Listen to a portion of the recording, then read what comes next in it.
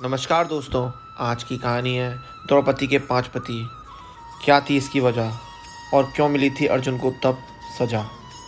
द्रौपदी भारत की वह प्रथम महिला है जिसके 5 पति थे, या वह 5 पुरुषों के साथ रमण करती थी। लेकिन सबसे बड़ा सवाल यह है कि आज के लोग यह समझते हैं कि द्रौपदी ने विवाह तो सिर्फ अर्जुन से किया था, तो क्या उसका रिश्ता सभी के साथ नहीं था। पांडवों को 12 वर्ष का वनवास और 1 वर्ष का अज्ञातवास मिला था। इस दौरान पांचों पांडव एक कुम्हार के घर में रहा करते थे और भिक्षाटन के माध्यम से अपना जीवन यापन करते थे। ऐसे में भिक्षाटन के दौरान उन्हें द्रौपदी के स्वयंवर की सूचना मिली। एक यंत्र में बड़ी सी मछली घूम रही थी। उसकी आंख में तीर मारना था और वह भी तेल पात्र में उसकी परछाई देखकर। यह भी एक नहीं, पूरे 5 तीर मारने थे। अर्जुन ने यह प्रतियोगिता जीत ली। तब जरासंध, शल्य, शिशुपाल तथा दुर्योधन, दुशासन आदि कौरव भी उपस्थित थे। उस दौरान बहुत विवाद हुआ, क्योंकि पांचों पांडव ब्राह्मण वेश धारण कर पहुँचे थे। लेकिन श्री कृष्ण के दखल से आखिर द्रौपदी का विवाह हो गया।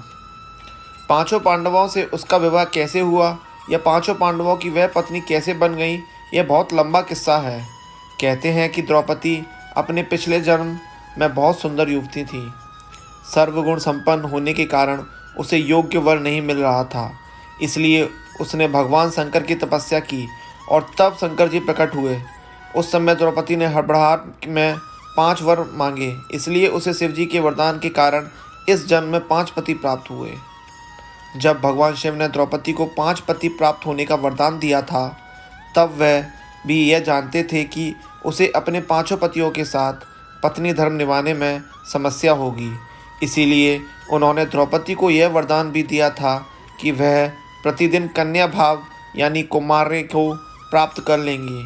इसलिए द्रौपदी अपने 5 पतियों को कन्या भाव से ही प्राप्त हुई थी। हालांकि कहा जाता है कि संतान को जन्म देने के लिए भगवान श्री कृष्ण ने उसे यह सुझाव दिया था कि हर साल वह पांडवों में से किसी एक के साथ ही समय व्यतीत करें। साथ ही जिस समय वह अपने कक्ष में किसी एक पांडव के साथ हों तो उनके कक्ष में कोई और पांडव प्रवेश ना करे।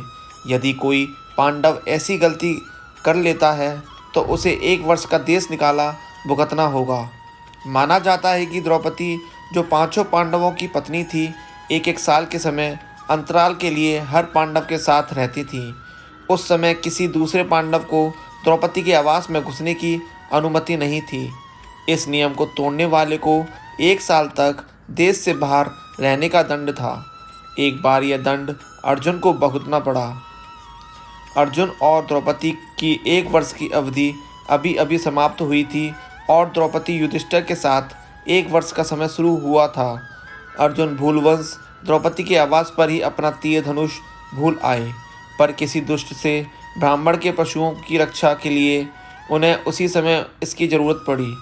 अतः क्षत्रिय धर्म का पालन करने के लिए तीर धनुष लेने के लिए नियम तोड़ते हुए वह द्रौपदी के निवास में घुस गए। उस दौरान द्रौपदी युधिष्ठिर साथ में थे। बाद में इसके दंड स्वरूप अर्जुन 1 साल के लिए राज्य से बाहर चले गए। इसी 1 साल के वनवास के दौरान अर्जुन की मुलाकात उलूपी से हुई और वह अर्जुन पर मोहित हो गई। ऐसे में वह उन्हें खींचकर अपने नागलोक में ले गई और उसके अनुरोध करने पर अर्जुन को उससे विवाह करना पड़ा। कहते हैं कि दोनों 1 वर्ष तक साथ रहे।